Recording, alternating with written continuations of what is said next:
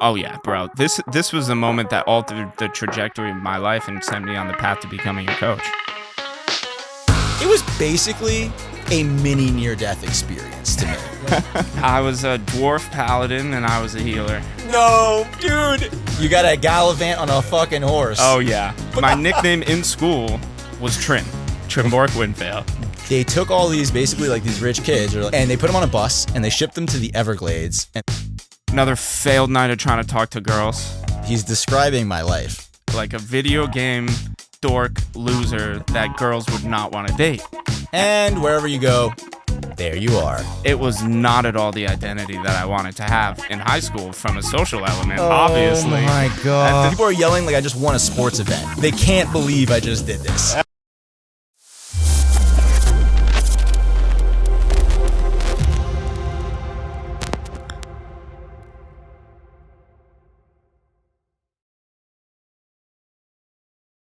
Hello, and welcome back to another episode of GodMode, a player's guide to life. Today, I've got some exciting news to share as we get started. I have finally reached a goal that I've been aiming at for a long time. Version 1 of my coaching website, noahtalon.com, is now live. Through the site, you can sign up for my upcoming mailing list, where I'll be sending out tips, tricks, wisdom, and good vibes on a weekly basis. You can also get a quick link to the GodMode podcast and even hire me for coaching. Admittedly, this isn't the most revolutionary thing of all time, but for me, it was always about closing the gap between cause and effect, which in this case means allowing people who find me on the internet to be able to hire me for coaching. And now, for the first time ever, that's finally possible. So yeah, it kind of gives me an incredible GodMode feeling, even though people have been doing business on the internet since the 90s. If you're interested in checking out my little creation, head on over to noahtalon.com and dive in. Let's get on to the episode. In this episode, I chat with my devilishly charming friend, Dylan Levitt. Dylan is a skilled and experienced relationship coach who has successfully supported many people in developing the skills necessary to cultivate and maintain deep and meaningful relationships. This episode is a little special. It's been uploaded in 2 parts and includes a meditation that has been uploaded separately to the YouTube channel. As usual, for clips of today's podcast, be sure to subscribe to my YouTube channel, NoahTalon44, and also follow noah.talon on Instagram. Without further ado, GodMode presents Dylan Levitt. GodMode, GodMode, Player's Guide to Life. That's right. Commencing Indeed. Before we get started, I talked to Dylan already. I'm going to do something special. It's going to be like a meditation honoring myself and my journey and what's going on in my life right now, literally. It's also going to get us grounded for the podcast. Not that we haven't done plenty already. But what I thought about as I showered before this was, instead of subjecting everybody who listens to this episode to this 10-minute meditation that I'm about to do, I'm introducing it, I'm going to do it, and we'll put it as a separate piece of content. So if you're interested in seeing how it went, because I'm sure we'll talk about it when we're done. Yeah. It'll be a separate YouTube video on the channel. Go ahead, check it out, and you can have it a la carte. But yeah, so I'm going to get started with that now.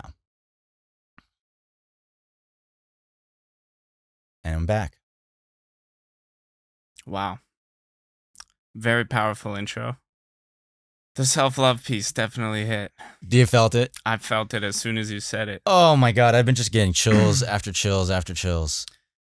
Well, I think it's an interesting thing, right? Like, for me, the amount of times that I take to consciously give myself love to the point that I can feel it.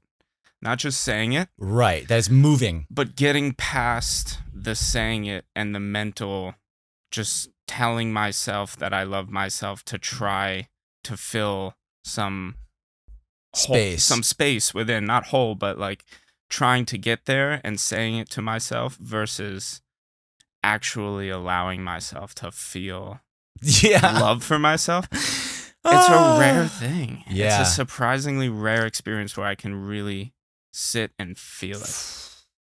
Yeah, I think for me personally, I mean, I joked about this with you earlier, right? Like, I've gone on this incredible self-development journey over the course of, let's say I started when I was like really 28. I mean, I started a little bit before that, ad hoc on my own, but 28, the wheels hit the ground, right? And the funny thing is, with all of the philosophy, and I'm sure we're going to get into some of it, right? The biggest gift that I've gotten, and it's so bizarre, is looking at my old stuff and being like, oh, this was actually good. Oh, I actually love this guy. This doesn't make me cringe anymore. Yeah. And it's funny because, like, to some extent, the idea is to grow. And I've heard it said that, like, sometimes you should look back and cringe because you've come so far. Yeah. Maybe one day, but today isn't that day. Today I'm looking back, and this is something that I got from my development. And I look back and I go, shit, I'm proud of that person. And I'm glad that he did what he did because now I'm here. And it also feels like I'm carrying that baton. Yeah. I have a responsibility to that person. I'll tell you this. I'll just segue right into Kabbalah. Like, I heard it said this. I took the series of classes recently on audio, and I heard it said that it's like a huge sin, and I mean that in the most practical sense of the word. Like, it's like, to invalidate and sort of not respect the time that we put into something. So, like, it's like, this is like, because I mean, they say sin, right? And I know that's a charged word, but the idea is it's a short circuit, let's say, just to get out of predefined stuff. It's a short circuit because you spent all this time, which means it matters to you. Yeah. And then you abandon. And then it can happen again on loop and loop and loop. So it's cool to just be like, fuck all of the variables and the ego pain and getting it right and getting it perfect and blah, blah, blah. At some point, you just got to grit your teeth and do it. 100%. And lately, we talked about this earlier, do it for nothing.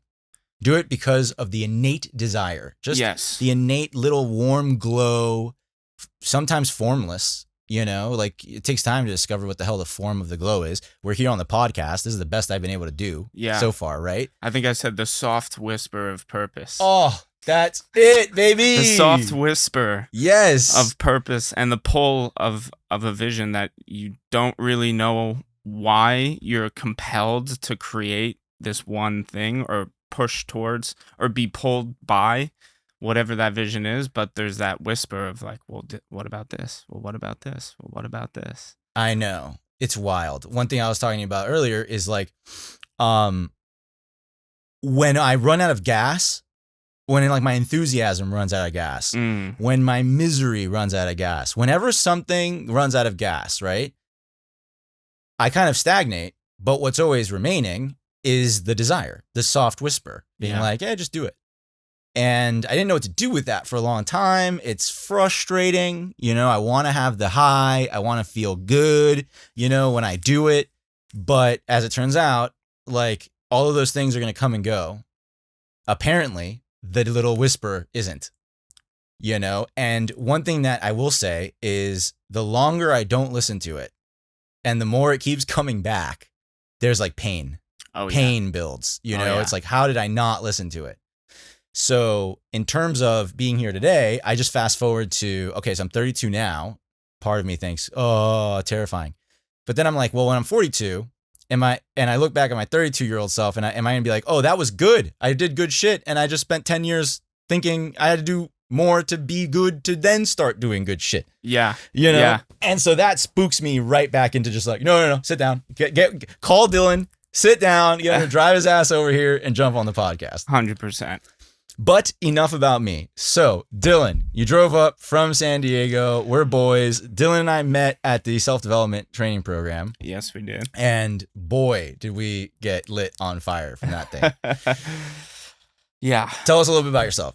So, name's Dylan James Levitt. I'm a relationship coach. Awesome. I'm a writer. I like to say I guide men to their authentic self-expression, building and creating healthy relationships. Yep. And having fun dating. Yes. Having fun in the dating game. Oh, wow. That's awesome. And making their own rules to the game rather than following the game. Right, yes. Which was a book written by Neil Strauss, which a lot of people who get into the whole world of dating and seduction and all advice, that, pick yeah. up, have read the book, The Game by Neil Strauss. And what people don't realize is he actually wrote a second book called The Truth. Yes. And I only read The Truth. I actually never read The Game. Because even when I first heard about The Game in college, I was a freshman in college and this guy that I knew had it. And I read the back of it and I saw the 24 steps that he has on the back. And I remember thinking 24 steps is a lot to memorize. And something in me said, like, Oh, man. you don't want to, like, memorize 24 steps to execute on and talking to him. So I never read The Game, but I have read The Truth. And The Truth is all about how practicing the game and the rules of the game that Neil Strauss himself created completely destroyed his ability to have healthy relationships. And he opens up the book about how he cheats on his current girlfriend, who's the best girl that's ever been in his life, with her best friend. And that sends him to sex addiction therapy. Oh my God. And then like that launches and that the book The Truth, I think, is the book to read by Neil Strauss. That's so because funny. It goes through his journey of honing this skill of having expert game and deploying this with women, only to realize that it completely programmed his mind in this way that made him always outcome dependent, always seeking sex, always looking at a woman, and the first thought in his mind becoming, what are the steps that I'm going to use and what are the techniques I'm going to execute in order to get her into bed. And he goes through in that book how that just completely destroyed not only his self-worth, because every time it didn't work. You have a mask. You're building the worth of a fake persona. Right. You're building a fake persona, but it also destroyed his ability to literally not cheat on the woman. He felt helplessly compelled to sleep with her best friend, despite him feeling this was the best relationship he'd ever been in. And that mirrors my own story a lot. To go back to what you had said in the beginning of honoring the time that we put into things. Yes. Yeah, dude. So I'm happy to be here. First of all, thank you very much for the invite. Bump. Thank you, man. And one of the reasons I'm happy to be here is I fucking love the title. Yes. God Mode, A Player's Guide to Life. Yep. And I began I guess we can say my video game journey began with World of Warcraft. Well, I got a PlayStation 2. It began earlier. But the first game I got really obsessed with was World of Warcraft. Next level. What was your race clash faction? I was a dwarf paladin and I was a healer. No, dude.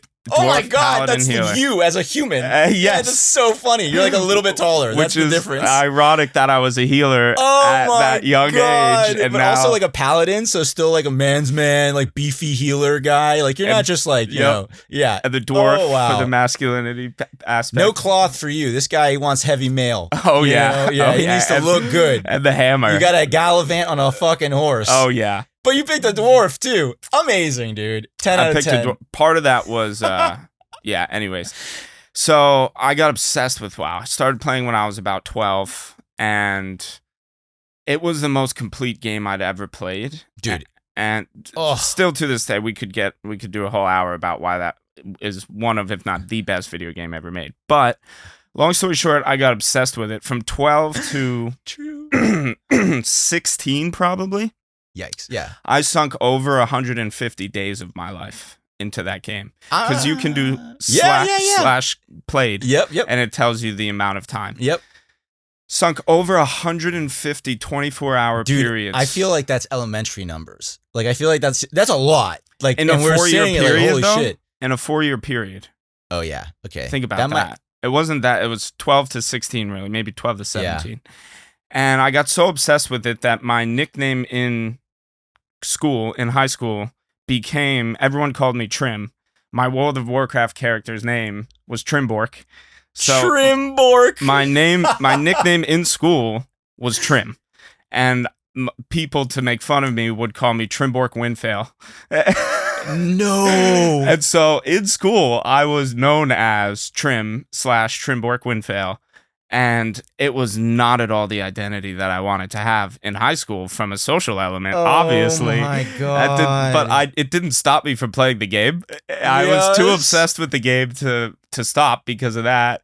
And I couldn't tell them, hey, don't call me that, because if you say that in high school, they double down. They double down. So I knew I just had to fucking take it and let them fucking clown on me for it. Wow. But it became a really big insecurity for me, because not only did I not like it, but I gotta pause. I don't know this. This is new. I love this. He just whips this out on the podcast. Yes, go. And obviously didn't like the name, but more than that, I thought it made me look like a fucking dork, like a video game dork loser that girls would not want to date. And Bork, they're close. Yeah, exactly. And so it was like, I felt locked into this identity of the WoW playing nerd that no girl would ever want. Oh my God, incredible. Wow. On top of that, I wasn't natural. I never understood women. From a young age, I always felt like I was good in school. I was smart. I always was pretty good at sports. I was athletic. I made friends easily. That was never an issue. So, like, in terms of the main, if life is a puzzle, I felt like I had every puzzle piece kind of put together, except for how to go from friends with a girl to something more. Yeah. I grew up with a brother, a dad, and a mom who played the masculine role in my parents' relationship. So wasn't around women, didn't have a sense for the feminine nature or the feminine essence. And I always just felt like so nervous to tell a girl that I liked her. So all throughout high school, I had the fucking WoW identity hanging over my head of like, no girl's gonna want to date the WoW nerd who everyone calls Trimbork Windfail. And on top of that, I already felt insecure and nervous to express any kind of attraction, desire for a woman. So long story short, I didn't. I never told women that I was attracted to them out of being terrified of rejection. And got rejected by the girl I asked to prom that I had been friends with for like 2 years at this point, and had a secret crush on that whole time. And looking back, she'd given me multiple opportunities to like make a move on her, all of which I was too negged on. I was too nervous to do anything about. Oh no. And then by the time I asked her to prom, that window had passed like 6 months ago, and she was like, well, first I tried to kiss her like way after that window was closed, and I asked, can I kiss you? We were like smoking in her car, and she was like, I don't think that would be a good idea. And my heart shattered in that moment. Oh shit. She said, I don't think that would be a good idea. Oof. And my heart shattered in that moment. That was like the one girl that I felt like I had a chance with, that I actually wanted to date. And I asked her to prom a month or two later. She said no. She actually didn't go to prom. Her reason was, I'm not going to prom. She wasn't about that whole prom dance life. But either way, I took it personally. I was like, she doesn't want to go with me. Not that she just doesn't want to go. So that chance was ruined. Never went to any of my proms in high school. Junior or senior prom, never went, because I couldn't find a girl that I wanted to go with that I actually felt like I had a chance with. Can't you go stag? Yeah, but I didn't want to do that either. I didn't want to do that either. I felt like it would only exacerbate the nervousness and the insecurity that I felt about not being attractive, being there alone. So I just didn't go. Dude, I'll say this, like, I got plenty of stories of rejection, and I'm going to relate heavily to the whole game thing in a moment too. Yeah. It's actually kind of funny because this is the first time that we've actually talked heavily about video games on the podcast, which is like obviously something that I love and part of the namesake of the fucking podcast. Yeah. But I will say that in my high school, which again, education, we both, whatever. In my high school, they had this thing called Outward Bound, where when you were 14 or whatever. I know Outward Bound. You know my dad did Outward Bound. Oh, shit. Yeah. Okay, so when we were 14, for the people who don't know, they put half this grade, and you couldn't get out of it. It didn't matter how much money you had or how much you were complaining or whatever. Like, every single person went. Everybody. They took all these basically like these rich kids or like pretty much well-off kids. We went to a great school kind of thing. and they put them on a bus and they shipped them to the Everglades and put them on little canoes and kayaks and like said, fuck off into the fucking mangroves for 5 days. Yep. And eat out of like cans and like camp. Yeah. And camp.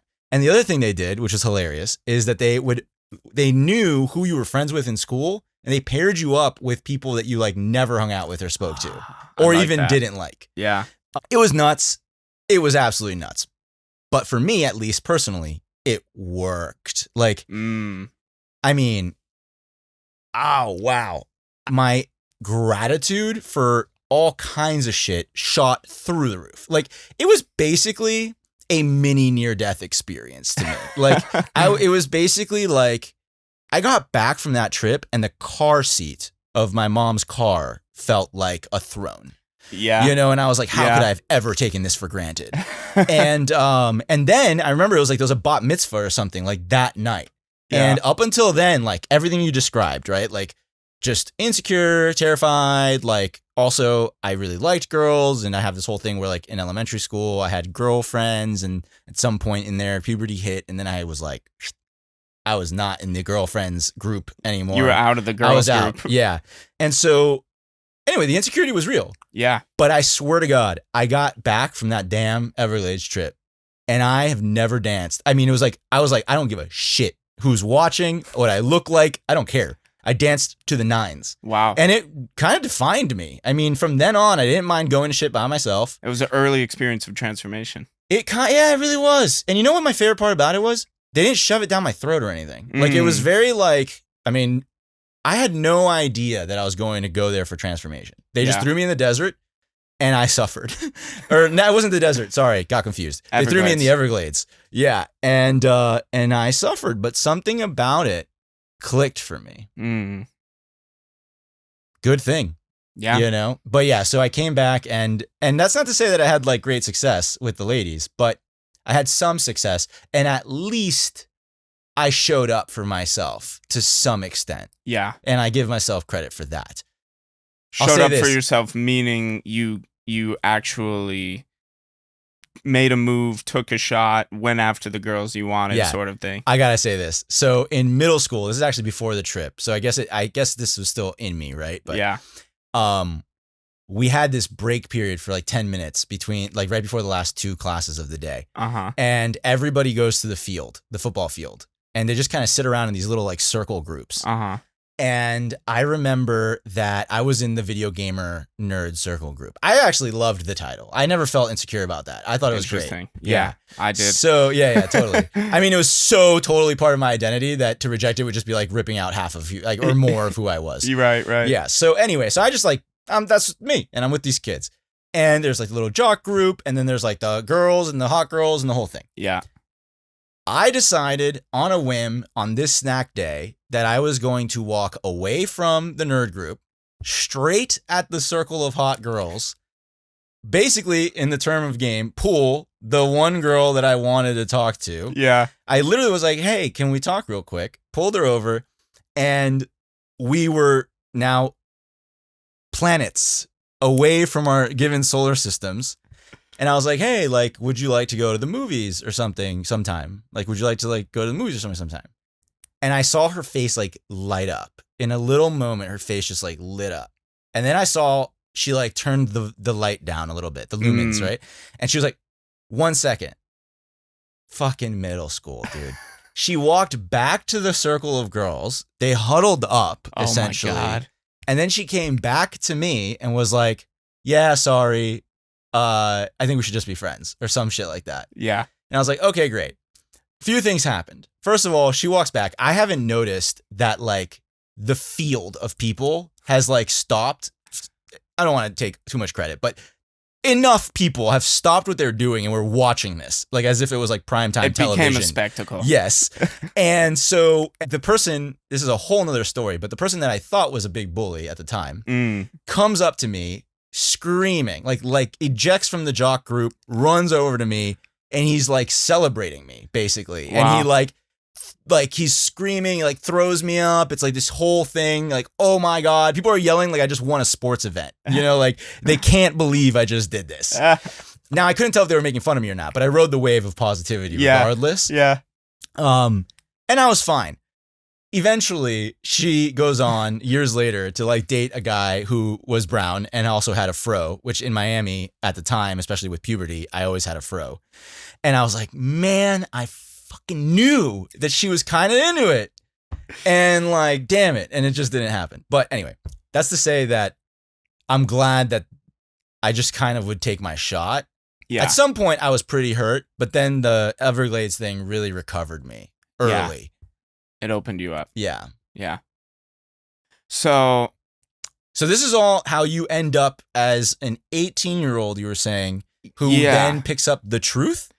No. So that comes later. But what I was going to say is I'm actually very grateful for the 150 days of time when you started talking about being grateful for the time that we've put into any given endeavor. And it's amazing to apply that to the gaming. Yeah. I love that you're about to do that. 150 days. That was, literally I was playing like 6 to 8 hours a day for 4 to 5 years.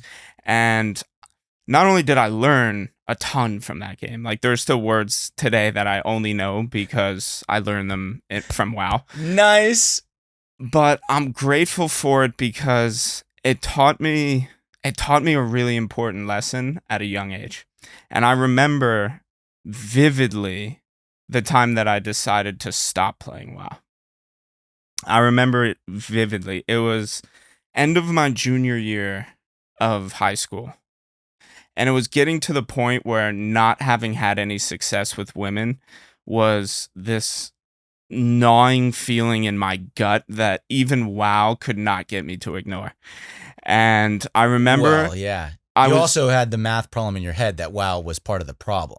Exactly. So like hours invested now equals like more pain in the woman department. Right. It's like, yeah, damn. And I remember like I wanted my character to be like, I wanted to be great in WoW. Like I was in a guild. I wanted to be like not only the best healer in that guild, but I wanted our guild to be like fucking internationally recognized and all this shit. And so I was in one of the cities. I was in what's the dwarf city? Iron Forge. I was in Iron Forge. I think it's Iron Forge. I think it is. That sounds right. And I was thinking about how much time it was going to take me to build get to where I wanted to go with my character. And then I saw this guy in Iron Forge hopping around on this fucking like super rare mount. And he had like all the best fucking gear on, and I could tell like this guy was like, one of the best probably players in our server. And I clicked on him, and then I hit /played on him. Because you can do /played on other players. You can see how long they've played. Oh my God. And I remember because he was like, in that moment, he was the epitome of what I wanted to be in WoW. And it was like 630 days or something absolutely insane. Over a year of real time. Over a year. It was almost 2 years. Damn. Of real time gaming. And I took a big deep breath and I was like, holy shit. And I started thinking about my life. And I had this vivid conversation with myself. I just want to say, this is hilarious that like, I just imagine were you on a laptop? I was on my desktop. So you're on a desktop. You're like here. He's doing like his fucking daily quests. Yep. And he runs into fucking Iron Forge, which is kind of like in the New York City Times Square for like a certain group of people in the game. Yeah. And he's in there, and like here comes this fancy rock star, and and sends you into an existential crisis. Yes, absolutely. Like, system failure. You're like now just sitting there. Fuck daily quests. What is happening with my life? Yep. 100%. And I realized the trajectory of that my life was going because I realized how much time I had sunk into WoW, and I realized the prices I paid for it in my mind, which was a lack of success with women and socially in general. Like I had friends, but wasn't the cool guy I wanted to be. Yeah. And I said to myself, Dylan, you can either build something great in WoW, or you can build something great in real life, but you can't do both. Damn. And it was so clear to me in that moment after seeing like, a guy with 600 plus days played of how long it took him. And I was like, I can like become great in life as a human and I can do something incredible, or I can build my character in this false reality, virtual reality, into some great recognizable character, but I cannot do both. And when I realized that, I don't remember how many days after that or the timeline, but soon after that, I quit cold turkey. Yeah. I quit cold turkey after playing 6 to 8 hours a day. I can relate to that. For many years. And once I got to college, I didn't only quit WoW, I quit all video games. Because I would play other, I would play COD or anything? Call of Duty, Modern Warfare 2. I would play, I would dabble in other games, all on the computer. But yeah. PC gamer, baby. PC gamer big life. PC gamer. Look at you. And I quit video games it must have been the end of senior year because I was going off to college soon. Cold turkey. Never played video games in college. Like the occasional hangout with friends where they're like, all right, just take over for one game, Madden or FIFA or whatever. But after that moment, video games were no longer part of my life. And part of that is because I'm like... Do you remember the guy's name or anything? Or like anything about him? No, I don't. Just that he was riding a sweet mount. I remember he was riding the amount I had never seen, and one that was like, I forgot what he had to do to get it, but it would have... I think it would like complete all quests or like some insane thing that you had to do to get this mount. So funny. And after that, I was like... I had committed myself to actually building something great in life rather than in WoW. And instead of becoming a WoW player on the note of the player's guide to life, boom, I wanted to become an actual player, a player when it came to being a player with girls, because those were the people I looked up to, the people that were like could get any girl they wanted and were suave, exactly, charismatic, could get any girl they wanted, had all the game, point and shoot, stupid. And so this is another interesting aspect. Well, I want to interject just for a second. Yeah. So first of all, what I think is cool is like there's so much juice already. The mathematics that you did in your mind, like the what is it, like belief math, right? Like the belief calculus that you did. It's personal to you. Somebody else who didn't necessarily equate WoW with such like crippling insecurities might have been able to do both, for example, right? Like that kind of thing. Yeah. But it doesn't matter in the end what anybody else can do. I'm just saying that because we have this like big audience. So. Right. But it was your math and it was important for you and it was catalytic in your journey, right? 100%. And we're about to find out where that goes. I want to relate to that because I've done this in like my little Monday cafecito with Noah's, but I haven't really said it on the podcast. It's like I said in the meditation before we started, like there was this like 8-year gap between me really creating content. Like I think the most I've done, consistently in 8 years is like stories on Instagram. Yeah.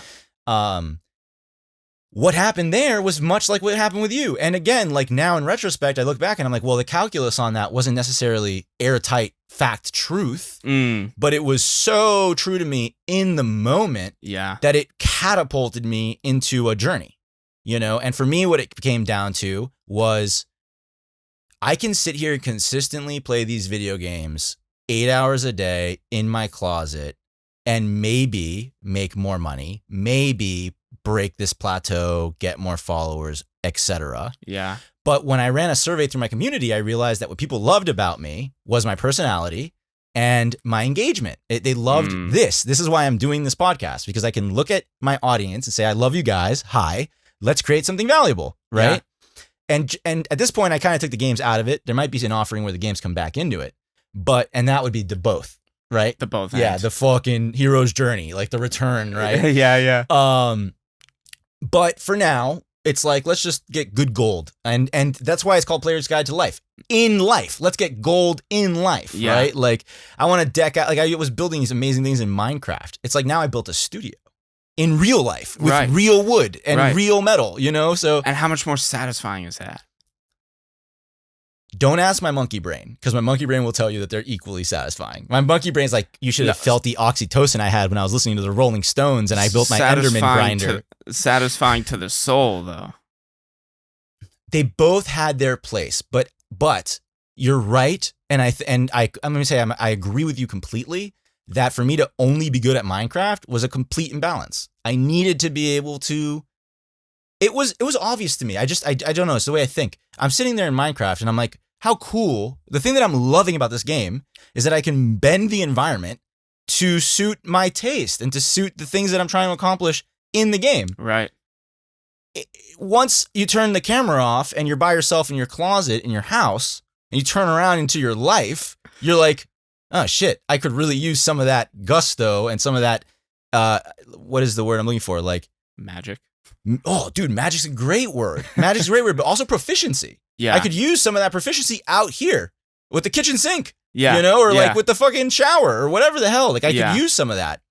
And then that's where I felt the imbalance. But the thing that killed it for me, that my jettison moment, because you had a jettison moment. Yeah. You like cold turkey, right? Yeah. My jettison moment was, and it was calculus. If people love engaging with me, and that's the thing that they are vibing on. You know, I didn't know about parasocial relationships. Like, I don't even think they had that term back then, which is like the term they use to describe the relationships we create with these figures on the internet. It's parasocial, right? Like, you're not necessarily best friends, but you have the experience that you're very close friends. I haven't heard that term. Yeah. Again, I'm not commentating on it. And actually, I experienced parasocial relationships, like with Gary Vee, for example. Yeah. You know, I feel close to Gary Vee as hell. Yeah. He doesn't know who I am. Same. You know, and there's, anyway. Actually, he does know who I am. Does he? Mike Mongo told him who I am. Oh my when Mike Mongo God. met him, which is shout out to Mike Mongo if you're listening. But Mike Mongo played in LP165. He was a player, and now he is one of 6 people who is going to be on a rocket ship going to the moon. He's an astronaut teacher coming into MITT, and now he got selected to actually be a real astronaut with 6, superstar. Is this NASA? Who's running this mission? I forgot. I don't. Who the hell's going to the moon? It might be NASA. Sick. I had no idea anybody was going to the moon. And it may not be the moon. It may just be space. I could be wrong. Those are big differences, though. I could be wrong about the details. Okay. All I know is he's going in a real. He went from an astronaut teacher, and now he got selected out of everyone possible to be one of 6 people going to space. I coached him, which is why when he met Gary Vee, he told Gary Vee about me. That's why Gary Vee. Yo, that's an up top moment. So, anyways, you were saying. Yeah. So I have a parasocial relationship with Gary Vee. Yeah. Here I am trying to provide value to people on the internet, so I'm obviously going to be engaging in parasocial relationships. But because at the time I didn't know what that was, I thought this is the math I did. I said, I can't be friends with millions of people. Just can't do it. Yeah. I don't have the bandwidth. Yeah. So the thing that they're paying me for and vibing on is not scalable. That was the calculus. Quick, boom, boom, right? Boom, boom. The thing they're vibing on is not scalable. I need to be a better entertainer, which was true and false. And I'm going to go do that because that I can scale. Entertainment I can scale. Interesting. Well, it turns out, no, you can actually scale heartfelt content. You can scale your personality. Caring. You can scale your personality, right? And you can engage with a lot of people. Like maybe you can't engage with 1 million people one-on-one, but you can engage with a lot of people. I've been watching like Mr. Beast content lately, and this guy does pop-up stuff, and he'll stand there and take pictures with 10,000 human beings. Yeah, and that's how Dane Cook got famous. I don't know if you know Dane Cook's story, but yeah, but the circle he was big on MySpace. Oh shit! And what he would do is he would engage one-on-one with everyone that would hit him up on MySpace. And he would have direct one-on-one conversations with them. And then when he finally got to, I forgot the story, but I heard him tell it. Like he got to some production network was thinking of hiring him to do his first special. And they were like, well, why should we hire you? Like what do you bring as a brand to this? And he opened up his laptop and opened MySpace, and it was just like pop, pop, pop, pop, like messages going off the wall, pinging left and right of people messaging him, and that was how he got his first big break. Wow, that's really early on the whole attention and like monetizing attention. Yeah, and it was through one-on-one engaging with people. And he Well, there talks a you lot have about it. that. So it took me forever to figure that out, that I Yeah. could do that. Also, again, it takes self-confidence. It takes realizing, oh, I have something valuable innately that just kind of flows through me that I want to share with people. And so does everybody. Yeah. Everybody has something. The form it 100%. changes, but everybody's got something. So anyway, but I quit cold turkey and then I disappeared for 8 years. And that's the joke, which is like after 8 years, what I learned, oh, the stuff I was doing was good and I could do more of it. So now I'm back doing more of it. But yes.